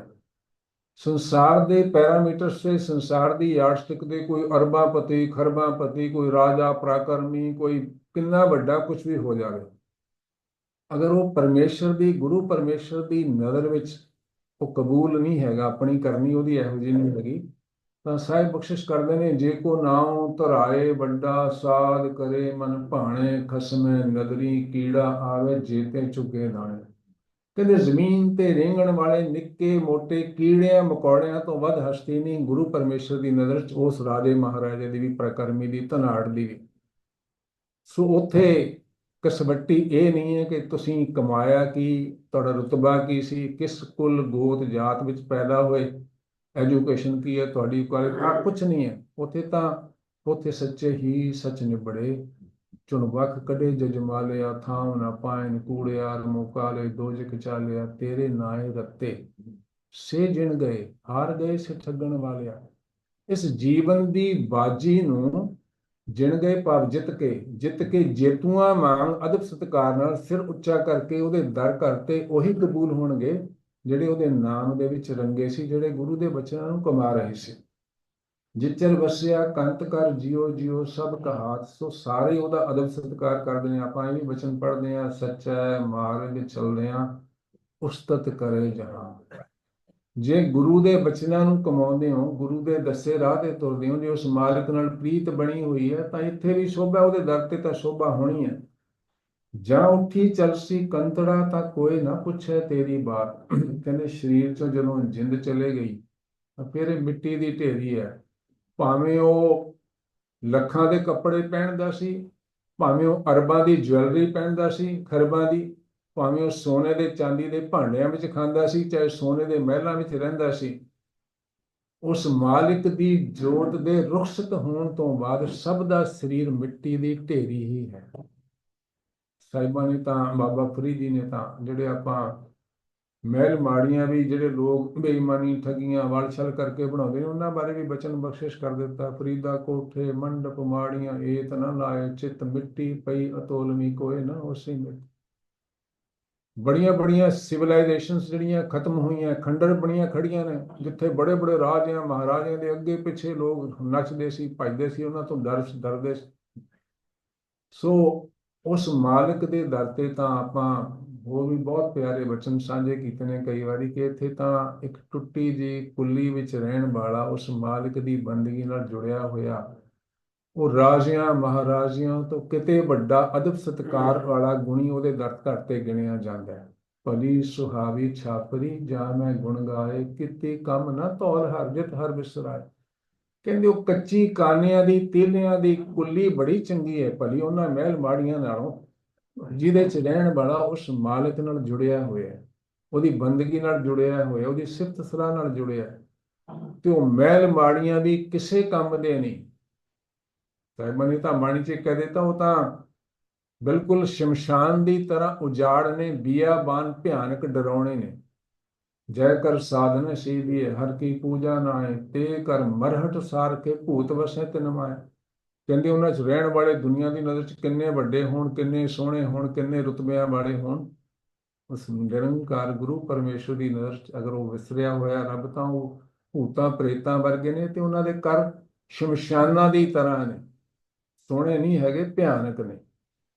ਜਾਂ ਉੱਠੀ ਚਲਸੀ ਕੰਤੜਾ ਤਾਂ ਕੋਈ ਨਾ ਪੁੱਛੇ ਤੇਰੀ ਬਾਤ। ਜਦੋਂ ਜਿੰਦ ਚਲੇਗੀ ਤਾਂ ਇਸ ਜਿਨ੍ਹਾਂ ਨਾਲ ਜ਼ਿੰਦਗੀ ਬਤੀਤ ਕੀਤੀ ਹੁੰਦੀ, ਸਭ ਤੋਂ ਨਜ਼ਦੀਕਲਾ ਰਿਸ਼ਤਾ ਆਪਾਂ ਪਤਨੀ ਦਾ, ਸਾਹਿਬਾਂ ਪਤੀ ਪਤਨੀ ਦਾ ਮੰਨਦੇ ਜ਼ਿੰਦਗੀ 'ਚ। ਸਾਹਿਬਾਂ ਨੇ ਉਹਨਾਂ ਬਾਰੇ ਵੀ ਬਚਨ ਬਖਸ਼ਿਸ਼ ਕਰ ਦਿੱਤਾ।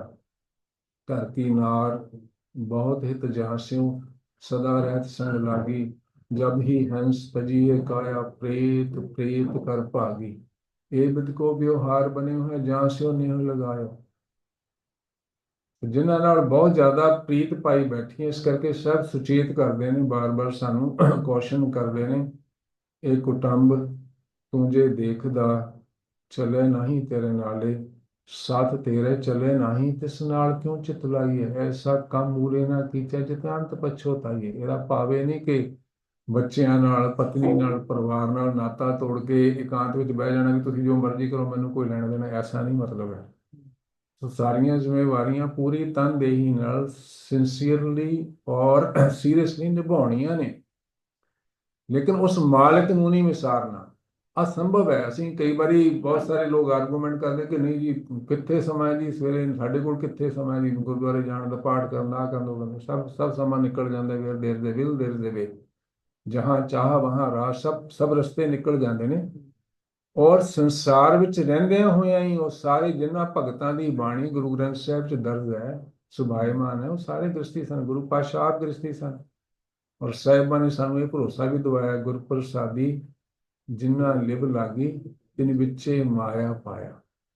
ਇਹ ਧੀਆਂ ਪੁੱਤਰ ਸੰਬੰਧੀ, ਪਰਿਵਾਰ ਪਤਨੀ ਕੰਮਕਾਰ ਹੁੰਦਿਆਂ ਹੋਇਆਂ ਵੀ ਸਭ ਕੁਝ, ਕਿਉਂਕਿ ਜੁਗਤ ਸਮਝਾਈ ਹੈ ਨਾ ਸਾਹਿਬਾਂ ਨੇ। ਉਹ ਬਚਨ ਜਿਹੜਾ ਬੜੀ ਵਾਰ ਆਪਾਂ ਪੜ੍ਹਦੇ ਹਾਂ, ਉਹ ਸੁਨਿਆਰੇ ਦੀ ਮਿਸਾਲ ਦਿੱਤੀ ਹੈ, ਉਹ ਬੱਚੀਆਂ ਪਾਣੀ ਲੈਣ ਜਾਂਦੀਆਂ ਗਾਗਰਾਂ ਲੈ ਕੇ, ਉਹਨਾਂ ਦੀ ਮਿਸਾਲ ਦਿੱਤੀ ਹੈ, ਬੱਚੇ ਪਤੰਗ ਉਡਾਉਂਦੇ, ਉਹਦੀ ਮਿਸਾਲ ਦਿੱਤੀ ਹੈ।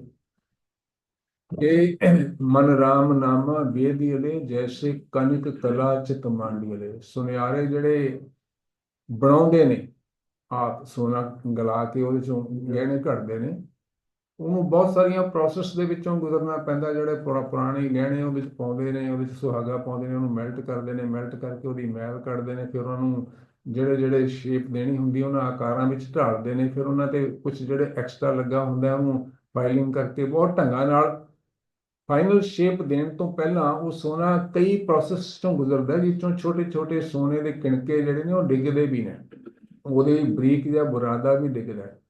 ਉਹ ਕੀਮਤੀ ਹੈ ਉਹਦੇ ਲਈ, ਉਹਦਾ ਇੱਕ ਗਹਿਣੇ ਚੋਂ ਅਗਰ ਉਹਨੂੰ ਵੇਸਟ ਕਰਨਾ ਸ਼ੁਰੂ ਕਰ ਦੇਗਾ ਤਾਂ ਕਮਾਏਗਾ ਕੁਛ ਨਹੀਂ।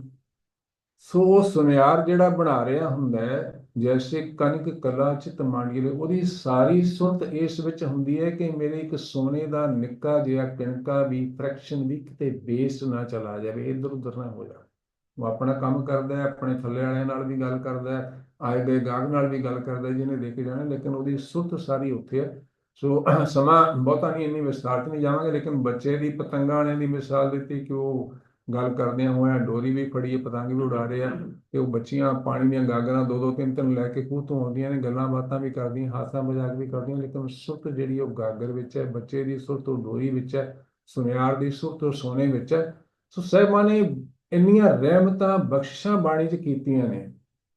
ਆਪਾਂ ਥੋੜਾ ਥੋੜਾ ਵੀ, ਸਹਿਜ ਸਹਿਜ ਵੀ, ਜਿਹੜੇ ਮੇਰੇ ਵੀਰ ਭੈਣਾਂ ਜਿਹਨਾਂ ਤੇ ਬਖਸ਼ਿਸ਼ ਹੈ ਉਹ ਸਹਿਜ ਪਾਠ ਕਰਦੇ ਨੇ ਤੇ ਥੋੜਾ ਥੋੜਾ ਵਿਚਾਰਦੇ ਨੇ, ਉਹ ਇਸ ਗੱਲ ਨਾਲ ਇਹ ਅਨੁਭਵ ਕਰ ਚੁੱਕੇ ਹੋਣਗੇ ਕਿ ਜਦੋਂ ਸਹਿਜੇ ਸਹਿਜੇ ਬਾਣੀ ਨੂੰ ਵਿਚਾਰ ਕੇ ਪੜ੍ਹਨਾ ਸ਼ੁਰੂ ਕੀਤਾ ਹੈ, ਤਾਂ ਜੋ ਰਸ ਬਣਦਾ ਹੈ ਉਹਦੇ ਚੋਂ, ਜੋ ਆਨੰਦ ਬਣਦਾ ਹੈ, ਜੋ ਖੇੜਾ ਬਣਦਾ ਹੈ, ਜੋ ਚਾਨਣ ਅੰਦਰ ਹੁੰਦਾ ਹੈ ਗਿਆਨ ਦਾ, ਉਹ ਸੱਚਮੁੱਚ ਅਲੌਕਿਕ ਹੈ। ਉਹਦੀ ਕੋਈ ਸਿਫਤ ਸ਼ਬਦਾਂ ਵਿੱਚ ਕੀਤੀ ਨਹੀਂ ਜਾ ਸਕਦੀ, ਬਿਆਨ ਨਹੀਂ ਹੋ ਸਕਦੀ। ਇਹ ਜਿਹੜਾ ਸੋ ਸੇਵਤੂ ਸਾਹੁਰੜੈ ਸੁਖ ਵਸ, ਗੁਰ ਮਿਲ ਚੱਜ ਅਚਾਰ ਸਿੱਖ, ਤੁਧ ਕਦੇ ਨਾ ਲੱਗੈ ਦੁਖ। ਇੱਥੇ ਹੁਣ ਸੁਖੀ ਹੋਣ ਦੀ ਜੁਗਤ ਸਾਹਿਬਾਂ ਨੇ ਬਖਸ਼ਿਸ਼ ਕਰ ਦਿੱਤੀ ਹੈ। ਆਪਾਂ ਇੱਕ ਵਚਨ ਹੁਣੇ ਸਾਂਝਾ ਕੀਤਾ ਸੀ, ਦੁੱਖ ਤਦੇ ਜਾਂ ਵਿਸਰ ਜਾਏ, ਭੁੱਖ ਵਿਆਪੇ ਬਹੁ ਬਿਧਤਾਏ। ਉਸ ਮਾਲਕ ਨੂੰ ਵਿਸਰਨਾ ਹੀ ਦੁੱਖਾਂ ਨੂੰ ਨਿਉਤਾ ਦੇਣਾ ਹੈ, ਸੱਦਾ ਦੇਣਾ ਹੈ। ਔਰ ਗੁਰੂ ਪਾਤਸ਼ਾਹ ਤਾਂ ਆਪਾਂ ਰੋਜ਼ ਜਪਜੀ ਸਾਹਿਬ ਦਰਸ਼ਨ ਕਰਦੇ ਹਾਂ, ਪੜ੍ਹਦੇ ਹੀ ਹਾਂ, ਗਾ ਵੀ ਹੈ, ਸੁਣੀਏ, ਮਨ ਰੱਖੀਏ ਭਾਉ, ਦੁੱਖ ਪਰ ਹਰ ਸੁਖ ਘਰ ਲੈ ਜਾਏ। ਆਪਣੀਆਂ ਦੁੱਖਾਂ ਦੀਆਂ ਪੰਡਾਂ ਜਦੋਂ ਆਪਾਂ ਗਾਉਂਦੇ ਹਾਂ, ਸੁਣਦੇ ਹਾਂ, ਪੜ੍ਹਦੇ ਹਾਂ, ਵਿਚਾਰਦੇ ਹਾਂ ਤੇ ਕਮਾਉਂਦੇ ਹਾਂ, ਮਾਨੋ ਆਪਣੀਆਂ ਦੁੱਖਾਂ ਦੀਆਂ ਪੰਡਾਂ ਗੁਰੂ ਅੱਗੇ ਸੁੱਟ ਰਹੇ ਹਾਂ ਤੇ ਉਹਦੇ ਬਦਲੇ ਵਿੱਚ ਅਸੀਂ ਸੁੱਖਾਂ ਦੀਆਂ ਝੋਲੀਆਂ ਭਰ ਕੇ ਲਿਆਉਂਦੇ ਹਾਂ। ਜੋ ਸੁਖ ਪ੍ਰਭ ਗੋਬਿੰਦ ਕੀ ਸੇਵਾ, ਸੋ ਸੁਖ ਰਾਜ ਨਾ ਲਈਏ। ਇੱਕ ਨਹੀਂ, ਕਿੰਨੇ ਬਚਨ ਆਪਾਂ ਭਾਵ ਦੀਦਾਰ ਕਰਦੇ ਜਿਹੜੇ ਸਾਹਿਬ ਬਾਰ-ਬਾਰ ਸਮਝਾਉਂਦੇ ਨੇ, ਸੁਖ ਨਾਹੀ ਬਹੁਤਾ ਤਨ ਖਾਟੈ, ਸੁਖ ਨਾਹੀ ਪੇਖੈ ਨਿਤ ਨਾਟੈ, ਸੁਖ ਨਾਹੀ ਬਹੁ ਦੇਸ਼ ਕਮਾਏ, ਸਰਬ ਸੁਖਾਂ ਹਰ ਹਰ ਗੁਣ ਗਾਏ, ਸਗਲ ਸਿਸ਼ਟ ਕੋ ਰਾਜਾ ਦੁਖੀਆ, ਹਰ ਕਾ ਨਾਮ ਜਪਤ ਹੋਏ ਸੁਖੀਆ। ਕਿੰਨੀਆਂ ਆਪਾਂ ਮਿਸਾਲਾਂ ਸਾਂਝੀਆਂ ਕਰਾਂਗੇ, ਲੇਕਿਨ ਇੱਕ ਬਚਨ ਵੀ ਪੱਲੇ ਬੰਨ੍ਹ ਲਈਏ ਤੇ ਉਸ ਤੇ ਭਰੋਸਾ ਕਰਕੇ ਤੁਰ ਪਈਏ ਤਾਂ ਸਾਹਿਬ ਅੱਗੋਂ ਰਹਿਮਤਾਂ ਬਖਸ਼ਿਸ਼ਾਂ ਦੀ ਲੜੀ ਲਗਾ ਦਿੰਦੇ ਨੇ, ਝੜੀ ਲਗਾ ਦਿੰਦੇ ਨੇ। ਤੇ ਇਹ ਜਿਹੜਾ ਸੰਸਾਰ ਦਾ ਵਿਚਰਨਾ ਹੈ, ਧਰਤੀ ਤੇ ਵਿਚਰਨਾ, ਜਿਹਨੂੰ ਆਪਾਂ ਮਾਤ ਲੋਕ ਵੀ ਕਹਿ ਦਿੰਦੇ ਹਾਂ, ਇਹ ਸਾਡਾ ਪੇਕਾ ਘਰ ਹੈ। ਜਿੱਥੋਂ ਆਪਾਂ ਆਏ ਉਸ ਮਾਲਕ ਦੇ ਦਰ ਘਰ ਤੋਂ ਤੇ ਜਿੱਥੇ ਜਾਣਾ, ਜਿਹਦੇ ਬਾਰੇ ਆਪਾਂ ਰੋਜ਼ ਸੋਹਲੇ 'ਚ ਦੀਦਾਰ ਕਰਦੇ ਹਾਂ, ਬਾਣੀ ਦੇ, ਨਿਜ ਘਰ ਮਹਿਲ ਪਾਵੋ, ਸੁਖ ਸਹਿਜੇ ਬਹੁਰ ਨਾ ਹੋਏਗੋ ਫੇਰਾ, ਉਹ ਸਾਡਾ ਨਿਜ ਘਰ ਹੈ। ਉਸ ਮਾਲਕ ਦੀ ਅੰਸ਼ ਹੈ ਨਾ, ਕਹੋ ਕਬੀਰ ਹਮ ਰਾਮ ਕੀ ਅੰਸ਼, ਤੋਹੀ ਮੋਹੀ ਮੋਹੀ ਤੋਹੀ ਅੰਤਰ ਕੈਸਾ, ਕਨਕ ਕਟਕ ਜਲ ਤਰੰਗ ਜੈਸਾ। ਸੋ ਉਸ ਵਾਪਸ ਉਸ ਨਿਜ ਘਰ ਮਹਿਲ ਵਿੱਚ ਸਦਾ ਲਈ ਟਿਕਾਣਾ ਮਿਲ ਜਾਏਗਾ, ਨਿਵਾਸ ਮਿਲ ਜਾਏਗਾ, ਉਸ ਮਾਲਕ ਨਾਲ ਇੱਕ ਮਿੱਤਰਤਾ ਹੋ ਜਾਏਗੀ, ਜੇ ਉਸ ਮਾਲਕ ਦੇ ਅਦਬ ਨੂੰ, ਬਚਨਾਂ ਦਾ ਅਦਬ ਕਰਕੇ ਉਹਨਾਂ ਨੂੰ ਕਮਾਵਾਂਗੇ। ਸੋ ਕਹਿੰਦੇ ਇਸ ਪੇਕੇ ਘਰ ਦੇ ਵਿੱਚ ਵੀ ਤੂੰ ਸੁਖੀ ਵਸੇਂਗੀ, ਤੇ ਸਹੁਰੇ ਘਰ ਦੇ ਵਿੱਚ ਤਾਂ ਸੁੱਖਾਂ ਦਾ ਵਾਸ ਹੈ ਹੀ ਹੈ, ਉਹ ਤਾਂ ਬੇਗਮਪੁਰਾ ਹੈ। ਬੇਗਮਪੁਰਾ ਸ਼ਹਿਰ ਕੋ ਨਾਉ, ਦੁਖ ਦੋ ਨਹੀਂ ਤੈ ਠਾਉ। ਉੱਥੇ ਦੁੱਖ ਦੀ, ਤਕਲੀਫ ਦੀ, ਗਮ ਦੀ, ਫਿਕਰ ਦੀ, ਚਿੰਤਾ ਦੀ ਕੋਈ ਉੱਥੇ ਵਾਸਾ ਹੈ ਹੀ ਨਹੀਂ, ਨੇੜੇ ਨੇੜੇ ਵੀ ਨਹੀਂ। ਔਰ ਬਾਬਾ ਫਰੀਦ ਜੀ ਦਾ ਬੜਾ ਪਿਆਰਾ ਵਚਨ ਹੈ, ਫਰੀਦਾ ਤਿੰਨ ਮੁਖ ਡਰਾਵਣੇ, ਜਿਨ੍ਹਾਂ ਵਿਸਾਰਿਓਨ ਨਾਮ, ਇੱਥੇ ਦੁੱਖ ਘਨੇਰੀਆਂ ਅੱਗੇ ਠੌਰ ਨਾ ਠਾਉ। ਕਿ ਉਹਨਾਂ ਦੇ ਚਿਹਰੇ ਭਾਵੇਂ ਉਹ ਬਿਊਟੀ ਪਾਰਲਰਾਂ ਤੇ ਹਜ਼ਾਰਾਂ ਲੱਖਾਂ ਲਗਾ ਕੇ ਬੜੀ ਲੀਪਾ ਪੋਤੀ ਕਰੀ ਕਰਦੇ ਨੇ, ਅੱਜ ਕੱਲ੍ਹ ਮੇਲ ਵੀ ਕਰਦੇ ਨੇ, ਫੀਮੇਲਸ ਵੀ ਕਰਦੇ ਨੇ। ਮੈਨੂੰ ਕਈ ਵਾਰੀ ਹਾਸਾ ਆਉਂਦਾ ਹੈ ਮਨੁੱਖ ਦੀ ਬੁੱਧੀ ਤੇ, ਵੀ ਉਹ ਰੰਗ ਬਰੰਗੇ ਬੱਚੀਆਂ ਵਾਲ ਕਰਾਈ ਫਿਰਦੀਆਂ ਨੇ, ਵੀ ਜੇ ਤੁਹਾਨੂੰ ਮਾਲਕ ਨੇ ਦੇਣੇ ਹੁੰਦੇ ਰੰਗ ਬਰੰਗੇ ਗੋਲਡਨ ਦੇਣੇ ਹੁੰਦੇ ਤਾਂ ਕਿਤੇ ਉੱਥੇ ਪੈਦਾ ਕਰ ਦਿੰਦਾ ਯੂਰਪ ਦੇ ਵਿੱਚ। ਉਹ ਕਈ ਤਰ੍ਹਾਂ ਦੇ ਪੈਸੇ ਖਰਚ ਕੇ ਤੇ 5-5 7-7 ਹਜ਼ਾਰ ਲਾ ਕੇ ਉਹ ਨੇਲ ਆਰਟ ਕਰਾਉਂਦੇ, ਬੜਾ ਕੁਛ ਹੈ ਖੈਰ। ਲੇਕਿਨ ਉਹ ਸਾਰੇ ਸਰੀਰ ਭਾਵੇਂ ਦੁਨੀਆ ਦੀ ਨਜ਼ਰ ਵਿੱਚ ਕਿੰਨੇ ਖੂਬਸੂਰਤ ਬਣਾਏ ਹੋਣ, ਹਾਰ ਸ਼ਿੰਗਾਰ ਕਰਕੇ, ਬਾਬਾ ਫਰੀਦ ਦੀ ਬਖਸ਼ਿਸ਼ ਕਰਦੇ ਨੇ, ਉਹ ਮਾਲਕ ਦੀ ਨਜ਼ਰ 'ਚ ਡਰਾਵਣੇ ਨੇ, ਭਿਆਨਕ ਨੇ। ਜਿਨ੍ਹਾਂ ਨੇ ਉਸ ਮਾਲਕ ਦੇ ਨਾਮ ਨੂੰ ਵਿਸਾਰ ਦਿੱਤਾ ਹੈ। ਫਰੀਦਾ ਤਿੰਨਾ ਮੁਖ ਡਰਾਵਣੇ ਜਿਨ੍ਹਾਂ ਵਿਸਾਰਿਓ ਨ ਨਾਉ। ਔਰ ਉਹ ਜੋ ਮਰਜ਼ੀ ਕਰਨ, ਸਾਰੇ ਸੰਸਾਰ ਦੇ ਸੁੱਖ ਦੇ ਸਾਧਨ ਵੀ ਇਕੱਠੇ ਕਰਨ, ਸੁਖੀ ਨਹੀਂ ਹੋ ਸਕਦੇ। ਇੱਥੇ ਦੁੱਖ ਘਨੇਰਿਆਂ, ਥੋੜੇ ਨਹੀਂ ਘਨੇਰੇ, ਇੱਥੇ ਦੁੱਖ ਘਨੇਰਿਆਂ ਅੱਗੇ ਠੌਰ ਨਾ ਠੌਰ, ਮਾਲਕ ਦੇ ਦਰ ਤੇ ਢੋਈ ਨਹੀਂ ਮਿਲਣੀ। ਉੱਥੋਂ ਖੋਟੇ ਸਿੱਕੇ ਵਾਂਗ ਮੋੜ ਦੇਣਾ ਉਹਨੇ। ਖੋਟੇ ਪੋਤਾ ਨਾ ਭਮੈ, ਪੋਤਾ ਹੁੰਦ ਖਜ਼ਾਨੇ। ਕਿਹੜਾ ਰਾਜਾ ਮਹਾਰਾਜਾ ਜਾਂ ਅਸੀਂ ਖੋਟੀ ਕਰੰਸੀ ਨੂੰ, ਫੇਕ ਕਰੰਸੀ ਨੂੰ ਅਸੀਂ ਆਪਣੇ ਘਰਾਂ 'ਚ ਸੰਭਾਲ ਕੇ ਰੱਖਦੇ, ਕੋਈ ਨਹੀਂ ਰੱਖਦਾ। ਪਾੜ ਕਾਗਜ਼ ਦਾ ਟੁਕੜਾ ਹੈ ਜਾਂ ਉਹ ਮੈਟਲ ਦਾ ਟੁਕੜਾ ਹੈ। ਖੋਟੇ ਪੋਤੈ ਨਾ ਭਵੈ ਤਿਨ ਹਰ ਗੁਰ ਦਰਸ ਨਾ ਹੋਏ। ਖੋਟੈ ਜਾਤ ਨਾ ਪਤ ਹੈ ਖੋਟ ਨ ਸੀਜਸ ਕੋਏ। ਖੋਟੈ ਖੋਟ ਕਮਾਵਣਾ ਆਏ ਗਿਆ ਪਤ ਖੋਏ। ਇੱਥੋਂ ਬੇਪਤ ਹੋ ਕੇ ਜਾਏਗਾ ਉਹਦੇ ਮਾਲਕ ਦੇ ਦਰ ਤੇ। ਇੱਥੇ ਵੀ ਸੰਸਾਰ ਵਿੱਚ ਮੂੰਹ ਤੇ ਭਾਵੇਂ ਡਰਦਾ ਮਾਰਾ ਕੋਈ ਨਾ ਕਵੇ, ਪਿੱਛੋਂ ਤਾਂ ਬੰਦੇ ਇੱਕ ਦੀਆਂ ਚਾਰ ਚਾਰ ਗੱਲਾਂ ਜਿੱਦਾਂ ਦੀ ਕੋਈ ਕਰਨੀ ਮਾੜੀ ਹੁੰਦੀ ਹੈ ਉਹ ਕਰਦੇ ਨੇ ਮੂੰਹ ਜੋੜ ਜੋੜ ਕੇ। ਉਹਦੇ ਮਾਲਕ ਦੇ ਦਰ ਤੇ ਵੀ ਢੋਏ ਨਹੀਂ ਮਿਲਣੀ। ਸੋ ਇਸ ਲਈ ਕੀ ਕਰਨਾ ਹੈ? ਗੁਰ ਮਿਲ ਚੱਜ ਅਚਾਰ ਸਿੱਖ ਤੁਧ ਕਦੇ ਨਾ ਲੱਗੇ ਦੁੱਖ। ਗੁਰੂ ਪਾਤਸ਼ਾਹ ਦੇ ਬਚਨ ਹੀ ਸਤਿਗੁਰ ਖੋਟਿਓਂ ਖਰੇ ਕਰੇ ਸ਼ਬਦ ਸਵਾਰਨ ਹਾਰ। ਦੁਨੀਆ ਦੀ ਇੱਥੇ ਕੋਈ ਜੁਗਤ ਨਹੀਂ ਹੈਗੀ ਕਿ ਫੇਕ ਨੋਟ ਨੂੰ ਕਨਵਰਟ ਕਰਕੇ ਅਸਲੀ ਵਿੱਚ ਬਦਲ ਦੇਵੇ। ਲੇਕਿਨ ਉਹ ਮਾਲਕ ਜਿਹੜਾ ਹੈ ਉਹਦੇ ਬਚਨ ਇਹੋ ਜਿਹੇ ਨੇ, ਗੁਰੂ ਪਾਤਸ਼ਾਹ ਦੇ, ਸਤਿਗੁਰ ਖੋਟਿਓਂ ਖਰੇ ਕਰੇ ਸ਼ਬਦ ਸਵਾਰਨ। ਇੰਨਾ ਸਪਸ਼ਟ ਬਚਨ ਹੈ। ਗੁਰੂ ਦੇ ਸ਼ਬਦ ਅਤ ਦੇ ਖੋਟੇ, ਅਤ ਦੇ ਮਲੀਨ, ਮੈਲਿਆਂ ਕੁਚੈਲਿਆਂ ਨੂੰ ਨਿਰਮਲ ਕਰਨ ਦੀ ਸਮਰੱਥਾ ਰੱਖਦੇ ਨੇ। ਔਰ ਸਾਡੇ ਕੋਲ ਇਤਿਹਾਸ ਗਵਾਹ ਹੈ। ਬਿਲੀ ਚੰਦ ਡਾਕੇ ਮਾਰਨ ਵਾਲਾ ਗੁਰੂ ਦਾ ਪਿਆਰਾ ਸਿੱਖ ਬਣ ਜਾਂਦਾ ਹੈ। ਕੌਡਾ ਜਿਹੜਾ ਬੰਦਿਆਂ ਨੂੰ ਵੀ ਲੋੜ ਪੈਣ ਤੇ ਮਾਰ ਕੇ ਖਾ ਜਾਣ ਵਾਲਾ, ਉਹ ਸੱਜਣ ਜਿਹੜਾ ਕਤਲ ਕਰ ਦੇਣ ਵਾਲਾ ਸੱਚਮੁੱਚ ਸੱਜਣ ਬਣ ਜਾਂਦਾ ਹੈ। ਸੋ ਬੇਅੰਤ ਮਿਸਾਲਾਂ ਵੀ ਸਾਡੇ ਸਾਹਮਣੇ ਮੌਜੂਦ ਨੇ। ਗੁਰ ਮਿਲ ਚੱਜ ਅਚਾਰ ਸਿੱਖ ਤੁਧ ਕਦੇ ਨਾ ਲੱਗੇ ਦੁੱਖ। ਗੁਰੂ ਪਾਤਸ਼ਾਹ ਦੇ ਚਰਨਾਂ ਤੇ ਢਹਿ ਕੇ ਉਹਦੇ ਅੱਗੇ ਅਰਜ਼ੋਈ ਕਰਕੇ, ਤੁਮ ਕਰੋ ਦਇਆ ਮੇਰੇ ਸਾਈਂ ਐਸੀ ਮਤ ਦੀਜੈ ਮੇਰੇ ਠਾਕੁਰ ਸਦਾ ਸਦਾ ਤੁਧ ਕਹਿ। ਉਹਦੇ ਅੱਗੇ ਤਰਲਾ ਕਰਨਾ, ਤੁਸੀਂ ਦਇਆ ਕਰੋ, ਰਹਿਮਤ ਕਰੋ। ਜਿਵੇਂ ਬਾਬਾ ਫਰੀਦ ਦੀ ਤਰਲਾ ਕਰਦੇ ਨੇ, ਤੇਰੀ ਪਨਾਹ ਖੁਦਾਏ ਤੂੰ ਬਖਸ਼ੰਦਗੀ ਸ਼ੇਖ ਫਰੀਦੈ ਖੈਰ ਦੀਜੈ ਬੰਦਗੀ। ਤੇਰੀ ਸ਼ਰਨ ਆਏ ਆ, ਮੰਗਤੇ ਬਣ ਕੇ ਆਏ ਆ, ਕਿਰਪਾ ਕਰੋ। ਔਰ ਤੁਹਾਡਾ ਸੁਭਾਅ ਹੈ ਜੋ ਸ਼ਰਨ ਆਵੇ ਤਿਸ ਕੰਠ ਲਾਵੇ। ਇਹ ਬਿਰਧ ਸੁਆਮੀ ਸੰਦਾ ਤੁਸੀਂ ਨਿਰਾਸ਼ ਨਹੀਂ ਮੋੜਦੇ। ਤੁਸੀਂ ਦਇਆ ਕਰਕੇ, ਤਰਸ ਕਰਕੇ, ਰਹਿਮ ਕਰਕੇ। ਬਹੁਤ ਸਾਰੇ ਬਚਨ ਸਾਹਿਬਾਂ ਨੇ ਸਮਝਾਏ ਨੇ। ਅਸੀਂ ਜਦੋਂ ਮੇਰੇ ਵਰਗੇ ਆਪਣੇ ਅੰਦਰ ਝਾਤ ਮਾਰਦੇ ਹਾਂ ਤਾਂ ਲੱਗਦੇ ਵੀ ਸਾਨੂੰ ਤੱਕ ਦੇ ਨੇੜੇ ਤੇੜੇ ਵੀ ਉਹਦੇ ਦਰ ਤੇ ਜੋੜਿਆਂ 'ਚ ਬੈਠਣ ਲਾਇਕ ਵੀ ਨਹੀਂ ਹੈਗੇ। ਜੇਤਾ ਸਮੁੰਦ ਸਾਗਰ ਨੀਰ ਭਰਿਆ ਤੇ ਤੇ ਔਗਣ ਹਮਾਰੇ। ਦਇਆ ਕਰੋ ਕਿਛ ਮੇਰ ਉਪਾਓ ਡੁੱਬਦੇ ਪੱਥਰ ਤਾਰੇ। ਤਰਲਾ ਕਰਨਾ ਬਣਦਾ। ਉਹ ਦਇਆ ਕਰਦਾ, ਰਹਿਮਤ ਕਰਦਾ, ਬਖਸ਼ਿਸ਼ ਕਰਦਾ, ਗਲੇ ਲਗਾ ਲੈਂਦਾ। ਜਿਵੇਂ ਮਾਂ ਬੱਚਾ ਬਹੁਤ ਸਾਰੀ ਵੱਡੀ ਭੁੱਲ ਕਰਕੇ ਵੀ ਆ ਜਾਏ, ਉਹ ਡਾਂਟ ਡਪਟ ਕੇ ਫਿਰ ਉਹਨੂੰ ਲਾਡ ਨਾਲ ਆਪਣੀ ਗੋਦ 'ਚ ਬਿਠਾ ਲੈਂਦੀ। ਤਾਂ ਗੁਰੂ ਪਿਤਾ ਮਾਂ ਵਰਗੇ ਨੇ, ਪਿਤਾ ਵਰਗੇ ਨੇ, ਜਿਹੜੇ ਸਾਡੇ ਬੇਅੰਤ ਔਗਣਾਂ ਨੂੰ ਨਜ਼ਰਅੰਦਾਜ਼ ਕਰਕੇ, ਖਿਮਾ ਕਰਕੇ ਫਿਰ ਆਪਣੇ ਲੜ ਲਾ ਲੈਂਦੇ ਨੇ, ਝੋਲੀ 'ਚ ਬਿਠਾ ਲੈਂਦੇ ਨੇ। ਗੁਰ ਮਿਲ ਚੱਜ ਅਚਾਰ ਸਿੱਖ ਤੁਧ ਕਦੇ ਨਾ ਲੱਗੇ ਦੁੱਖ। ਕਿਹੜੇ ਕੰਮ ਕਰਨ ਵਾਲੇ ਨੇ ਤੇ ਕਿਹੜੇ ਕੰਮ ਤਿਆਗਣ ਵਾਲੇ ਨੇ, ਕਿਹੜੇ ਰਸਤੇ ਤੇ ਤੁਰਨਾ ਹੈ ਤੇ ਕਿਹੜੇ ਰਸਤਿਆਂ ਤੋਂ ਗੁਰੇਜ਼ ਕਰਨਾ ਹੈ। ਕਹਿੰਦੇ ਗੁਰੂ ਕੋਲੋਂ ਜਿਵੇਂ ਬੱਚੀ ਸਹੁਰੇ ਜਾਂਦੀ ਹੈ ਤਾਂ ਜਿਹੜੀਆਂ ਸੁਚੱਜੀਆਂ ਮਾਵਾਂ ਹੁੰਦੀਆਂ ਨੇ, ਉਹ ਟੀਨ ਏਜ ਤੋਂ ਹੀ ਬੱਚੀਆਂ ਨੂੰ ਘਰ ਗ੍ਰਸਤੀ ਦੇ ਕੰਮ 'ਚ ਨਿਪੁੰਨ ਕਰ ਦਿੰਦੀਆਂ ਨੇ। ਉਹ ਛੋਟੇ ਛੋਟੇ ਕੰਮਾਂ 'ਚ ਉਹਨਾਂ ਨੂੰ, ਬੱਚੀਆਂ ਨੂੰ ਇਨਵੋਲਵ ਕਰਕੇ, ਇੰਗੇਜ ਕਰਕੇ ਹੌਲੀ ਹੌਲੀ ਉਹ ਪ੍ਰੋਫੀਸ਼ੀਐਂਟ ਕਰ ਦਿੰਦੀਆਂ ਨੇ, ਤਾਂ ਕਿ ਬੱਚੀ ਸਹੁਰੇ ਜਾ ਕੇ ਉਹਨੂੰ ਕੋਈ ਗੱਲ ਨਾ ਸੁਣਨੀ ਪਵੇ ਤੇ ਉਹ ਆਪਣੇ ਜਿੰਨੇ ਉਹਦੀਆਂ ਡਿਊਟੀਆਂ ਨੇ ਉੱਥੇ ਹੋਣੀਆਂ ਸਹੁਰਿਆਂ ਵਿੱਚ ਜਾ ਕੇ, ਉਹ ਉਹਨਾਂ ਨੂੰ ਈਜ਼ਲੀ ਢੰਗ ਨਾਲ ਹੈਂਡਲ ਕਰ ਸਕੇ ਤੇ ਆਦਰ ਸਤਿਕਾਰ ਮਿਲੇਗਾ। ਤੇ ਗੁਰੂ ਪਾਤਸ਼ਾਹ ਐਸੀ ਮਾਤਾ ਪਿਤਾ ਨੇ ਜਿਨ੍ਹਾਂ ਕੋਲੋਂ ਅਸੀਂ ਇਹ ਚੱਜ ਅਚਾਰ ਸਿੱਖਣਾ ਹੈ ਕਿ ਸਹੁਰੇ ਜਾ ਕੇ ਸਾਨੂੰ ਅਦਬ ਸਤਿਕਾਰ ਮਿਲੇ, ਅਸੀਂ ਉੱਥੇ ਕਬੂਲ ਹੋ ਜਾਈਏ। ਗੁਰ ਮਿਲ ਚੱਜ ਅਚਾਰ ਸਿੱਖ ਤੁਧ ਕਦੇ ਨਾ ਲੱਗੇ ਦੁੱਖ। ਕਹਿੰਦੇ ਫਿਰ ਦੁੱਖ ਨਹੀਂ ਲੱਗੇ। ਸਭਨਾ ਸਹੁਰੇ ਵੰਝਣਾ ਸਭ ਮੁਕਲਾਵਣ ਹਾਰ। ਨਾਨਕ ਧਨ ਸੁਹਾਗਣੀ ਜਿਨ ਸਹਿ ਨਾਲ ਪਿਆਰ। ਕਹਿੰਦੇ ਸਾਰੀਆਂ ਜੀਵ ਰੂਪੀ ਇਸਤਰੀਆਂ ਨੂੰ ਇੱਕ ਦਿਨ ਜਦੋਂ ਸੱਦਾ ਆਉਣਾ ਤਾਂ ਸਹੁਰੇ ਜਾਣਾ ਪੈਣਾ।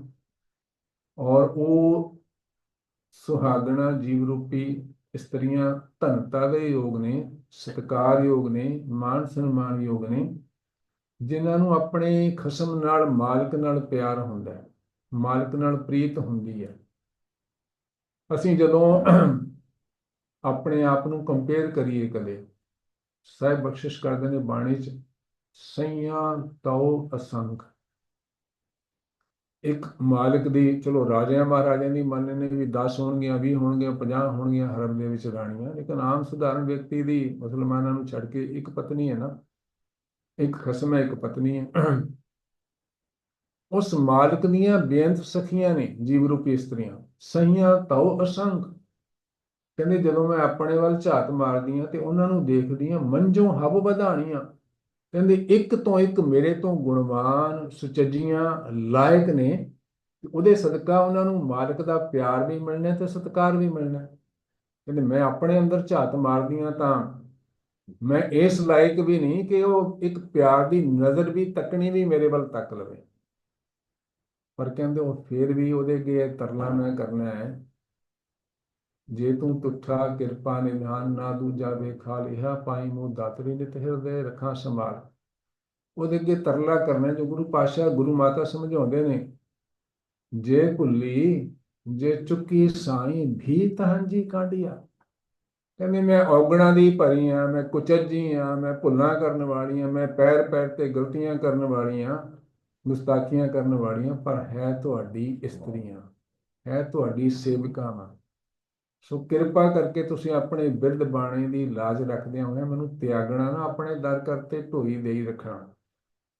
ਇਹ ਚੱਜ ਆਚਾਰ ਗੁਰੂ ਸਿਖਾਉਂਦੇ ਨੇ, ਸਭਨਾ ਸਹੁਰੇ ਬੰਝਣਾ ਸਭ ਮੁਕਲਾਵਣ ਹਾਰ, ਨਾਨਕ ਤਨ ਸੁਹਾਗਣੀ ਦਿਨ ਸਹਿ ਨਾਲ। ਜਿਹਨਾਂ ਨੂੰ ਉਸ ਮਾਲਕ ਨਾਲ ਪਿਆਰ ਹੈ, ਔਰ ਸਾਹਿਬ ਸਮਝਾਉਂਦੇ ਨੇ, ਜਿਸ ਪਿਆਰੇ ਸੋ ਨੇਹ ਤਿਸ ਆਗੇ ਮਰ ਚੱਲੀਏ, ਤਿਲ ਜੀਵਨ ਸੰਸਾਰ ਤਾਂ ਕੇ ਪਾਛੇ ਜੀਵਨਾ। ਉਹਨੂੰ ਸਾਰਿਆਂ ਨੂੰ ਹੱਬੇ ਸਾਖ, ਆਪਾਂ ਪੜ੍ਹਦੇ ਹਾਂ ਜਦੋਂ ਕਿਸੇ ਦਾ ਆਨੰਦ ਕਾਰਜ ਹੋ ਰਿਹਾ ਹੁੰਦਾ, ਇਹ ਸ਼ਬਦ ਪੜ੍ਹਦੇ ਨੇ ਰਾਗੀ ਸਿੰਘ, ਹੱਬੇ ਸਾਖ ਕੁੜਾਵੇ ਡਿੱਠੇ, ਤੋ ਪੱਲੇ ਤੈਂਡੇ ਲਾਗੀ। ਕਹਿੰਦੇ ਮੈਨੂੰ ਸਾਰੇ ਜਿਤਨੇ ਵੀ ਸੰਸਾਰ ਦੇ ਸੰਬੰਧ ਨੇ, ਸਾਰਿਆਂ ਤੋਂ ਜਿਹੜਾ ਇੰਪੋਰਟੈਂਟ, ਵਾਈਟਲ, ਜਿਹੜਾ ਕੀਮਤੀ ਰਿਸ਼ਤਾ ਹੈ, ਉਹ ਤੁਹਾਡੇ ਨਾਲ ਹੈ। ਸਾਰੇ ਤਿਆਗ ਦੇਣ, ਸਾਰੇ ਮੂੰਹ ਮੋੜ ਲੈਣ, ਸਾਰਿਆਂ ਨਾਲ ਨਾਤਾ ਟੁੱਟ ਜਾਏ, ਕੋਈ ਤਕਲੀਫ ਨਹੀਂ, ਕੋਈ ਦੁੱਖ ਨਹੀਂ, ਤੁਹਾਡੇ ਨਾਲੋਂ ਨਹੀਂ ਟੁੱਟਣਾ ਚਾਹੀਦਾ। ਸੋ ਤੁਸੀਂ ਨਾ ਵਿਸਾਰਿਓ। ਜਿਵੇਂ ਬਾਬਾ ਆਪਾਂ ਭਗਤ ਕਬੀਰ ਜੀ ਤਰਲਾ ਕਰਦੇ ਨੇ, ਹੋਂ ਵਾਰੀ ਮੁਖ ਫੇਰ ਪਿਆਰੇ, ਕਰਵਟ ਦੇ ਮੋਕੋ ਕਾਹੇ ਕੋ ਮਾਰੇ। ਕਹਿੰਦੇ ਮੈਂ ਤੁਹਾਡੇ ਤੋਂ ਕੁਰਬਾਨ ਜਾਨੀ ਹੈ, ਸਦਕੇ ਜਾਨੀ, ਮੇਰੇ ਵੱਲੋਂ ਮੂੰਹ ਨਾ ਮੋੜਨਾ। ਕਰਵਤ ਭਲਾ, ਕਹਿੰਦੇ ਆਰੇ ਨਾਲ ਚੀਰਿਆ ਜਾਣਾ ਦੁਖਦਾਈ ਨਹੀਂ ਲੱਗਦਾ ਮੈਨੂੰ। ਕਰਵਤ ਭਲਾ ਨਾ, ਕਰਵਟ ਤੇਰੀ, ਲਾਗ ਗਲੇ ਸੁਣ ਬਿਨਤੀ ਮੇਰੀ।